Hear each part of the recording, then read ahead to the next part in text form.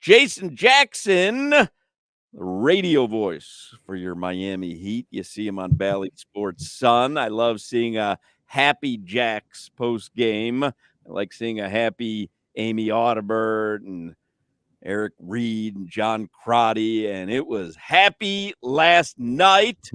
He is the voice of the Miami Heat audio experience. He's on the Toyota of Hollywood hotline from Denver, CO. Hello, Jax.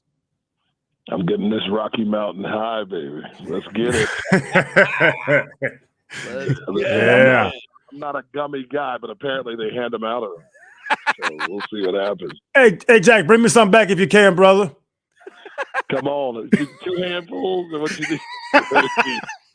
I got big hands, baby. Just think like a snow globe or something, a traditional travel gift. Careful. You shake one of them things after that, boy. You can sit there trying to count the flakes. 1, Jax, 2. Jax, what did it feel like last night? What did it feel like? First of all, you guys played back what was essentially, the call that'll just lay there, right, until I'm screaming about another championship. And I've heard it a couple times, but just listening to it now, I'm like, I'm so glad that I said everything correctly. It was a long time waiting, right? Like waiting, because I was done at the 10-minute mark in the fourth quarter. Amy was on my ass, like just not to go nuts, because it's just so much there for me. So just for people that don't know, I grew up a Showtime Lakers fan. And so the Celtics could catch it since I was like 5.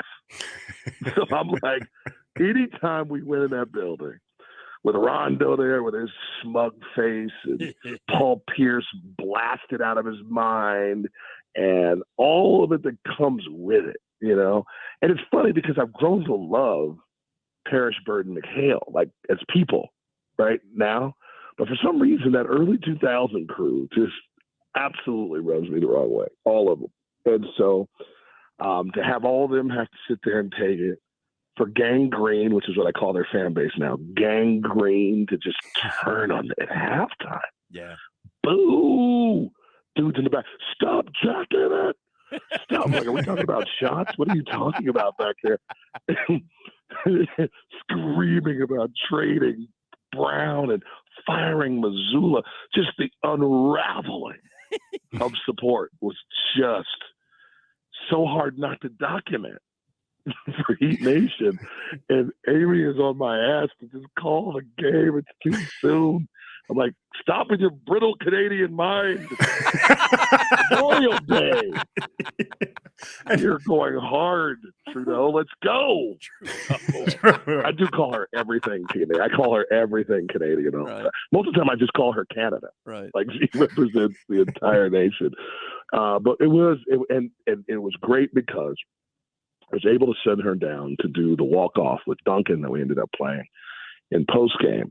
And it was just neat watching her experience that for the first time and being able to kind of keep things going until we got to the ceremony, which all was just super great, man. Like none of it was like, oh, we're doing this for the 7th time. This time was hard, and so let's enjoy this at the highest level. And Jax, we talked about it earlier, and we didn't know it was possible. You watch every game. You call the games. You run the team daily. Did you know that Caleb Martin was capable of doing what he did last night? And honestly, I would say twice in this series. Yeah. It's wonderful. Like, regardless of anticipating it or not, you just know in his minutes. Now, remember, he starts the year as a starter. And then you just get to that position where it just felt easier for the transition of Love to move him into the first 5, which moves Caleb back into that second group. And he started really finding, I think he found his voice from a basketball standpoint once that happened in February. That's when we were really starting to see, oh, wait, no, he feels it now. We knew he was athletic and explosive, and he really started getting solid looks and makes from the corners.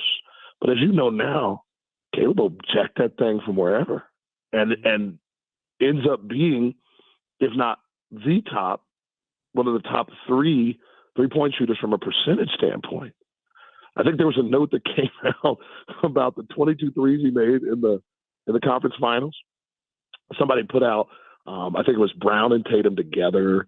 Maybe they had shot really poorly, so I'm not even sure it's 10 or 11. So a lot of probably saw this and can support me here a little better. But it was Brown and Tatum, that's the number. It was Caleb and Tyler. I saw that. It was 22 with the asterisk that Tyler didn't play, by the way. Yeah, that was excellent. That was the absolute cattiness coming from Heat Nation. And I think points outside of Heat Nation. I think something has happened here in the last 2 weeks, maybe 4 weeks, of the outside fan and observer who doesn't have a horse in the race, just likes the way we do it.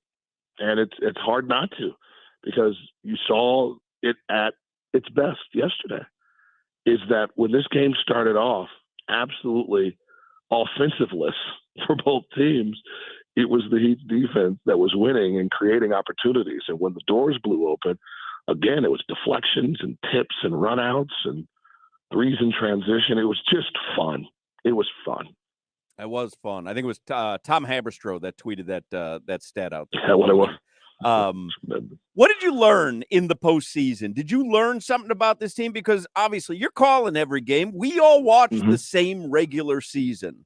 And I think we were all a little bit stunned as they had their way with Milwaukee. And I don't know if we were as stunned with New York. And then you get to Boston, and now you dispose of them. Did you learn something about this team in the postseason? That they're unlike any Heat team I've covered, and that we all should be okay with that. That if this is a one-off, not like they can't be, obviously this iteration's been very good, by the way. If we go back to Jimmy's first year, outside of the sweep in year 2 of this, with Milwaukee in full ravage, rage, and revenge for getting bounced out of the bubble, this group has been present deep into the postseason. So we shouldn't be crazy about it. I think that it requires all of us to kind of juxtapose our view of the regular season, that sometimes it is about being the best team and getting the best seed. And then other times it's about trying to get guys opportunities and confidence, knowing that, one, some tread's coming off the tire, on some of the older guys. Number 2, that you never know what you're going to need in the postseason and win. And then number 3, when you do those things over the majority of your season, those 50-plus clutch games, the most missed games due to injury, that they don't become just talking points. It's reality, and that's what we're really seeing with Gabe and Caleb and even Duncan to some degree, is that Max, is that those guys got real-time important minutes, right? Not closing out game minutes, but actual big-time minutes and big-time opportunities to win and to deal with the agony of losing during the rigors of the 82, so that when it got to the singular opponent over 2 weeks, well, hell, you give me that all the time. You try to figure out a team and plot and adjust, and then Spo convincing us that all the scheme was nothing and that it was just about guts and willpower and competitive desire. I mean, you start salivating over that stuff if you love it. And Jax, that the sum of the whole is bigger than the pieces and all. They say it every series. Our roster wasn't good as Milwaukee, wasn't good as the Knicks, wasn't good as the Celtics. We keep whooping ass. Can we start? Is it that you brought up the Vincents and the Gabes and the Duncans and those guys? Can we stop saying our roster isn't talented? I know they won't start doing it nationally, Jax, but can we stop saying that we're not as talented as other rosters? You don't hear it on the audio experience. I know that. And that's the beautiful thing about being entrenched and embedded with a team versus, the years that I was at ESPN covering the NBA, that half decade of you just kind of parachute in at All-Star and you parachute in during the conference finals and finals, and you have these kind of 30,000 foot view of everything, and you just can't get into the details, the granular stuff. Every now and then you'll see one of those heartwarming pieces about the double wide trailer in North Carolina, just mom and the boys. It's very similar. Bam's story is so similar to Caleb's story from a location standpoint, from a socioeconomic standpoint. And to believe these guys are at the top of the world, man.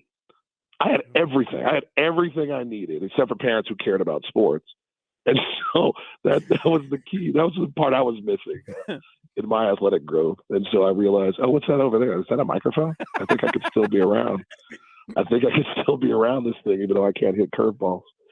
And it's amazing when you think about the path of some of these cats. So I love people telling those stories. So it's a double-edged sword, right? You want to hear about this rag to riches stuff because this makes us all feel good. But at the same time, let's spend some time, Channing, like you're talking about, really diving into these cats' development and where they've come from and the position that they're in and why Jimmy trusts them so much. It's a really, really cool thing if they'll take the time. And that's the thing about these next 2 weeks. What other basketball stories are you telling except for these 30 guys and these 2 head coaches and their staff? So hopefully we'll get some more. Just like a reality check that man just averaged, talking about Caleb Martin, 19 points per game on 60% shooting, wow. And he made 22 threes. So that means he shot damn near 50, which means he is super efficient, more than anybody else in the playoffs. And Jax, just to piggyback off of that, Tommy Tighe had brought something up to me a couple months ago or after the Heat beat the Bucks, how cool it was in his mind for the Heat to go on that type of first-round run for Udonis Haslems. And I know he's not playing right now. I understand that. But everything he's been through with this organization, you've been around him as much as anybody. How cool is this? His final season, and the Heat make one more trip to the NBA Finals, and he gets to be right on that bench doing whatever it is he does that none of us really know, but we know it's impactful. When he was holding the Cousy Trophy awarded to the Eastern Conference champion, it's not the Larry O'Brien Trophy. It's not. Like, it's literally a cavernous gap between the two, right? In height and in stature. But as he was holding it, I was thinking back, Alejandro, to the interview that I did with him in 2006 in the locker room in Dallas, when tears are just streaming down his face, talking about how no one ever gave him anything and he had to earn everything. And I had to catch myself. I was getting weepy, and I got to do a bunch of interviews for Bally still. And that's the connective line that I can draw, that everything that has been excellent, elite, championship in this organization, he has had his fingerprints on all of it. Think about that. Of all the cats who will end up in that roster, no one will have had their fingerprints on all of this excellence that hopefully continues beyond his retirement. That there was an igniting and a foundation with Hardaway and Mourning, that there was a realization with Wade and Shaquille, that the rock concert that we were for 4 years once Wade was joined by James and Bosh was glorious and still remains my favorite 4 years of my life.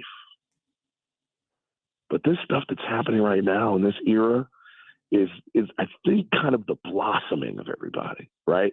Because you can't take away anything from the Wayspo coaches. The lineage of Pat's 27 seasons and its ups and downs, but mostly ups, and this period without having a super team, but being in the mix in 3 of the last 4 years and an opportunity to win a title here. All of it is just magnificent, and the common thread through all of that is Udonis Haslems, Miami's favorite son. And he's doing it in a different way than he did against Dallas in 2006 or any of the combatants during the Big Three in the Little 12 years. And it might be as important. I know it's hard for a lot of people to get that through their head, but what he means to the organization, to the head coach specifically, and to the players who have enough respect to realize that those 3 rings are on his hand, not by accident, but by application and sacrifice and dedication. And remembering that man left this country to change his body and came back to start on what was eventually a championship team 20 years ago.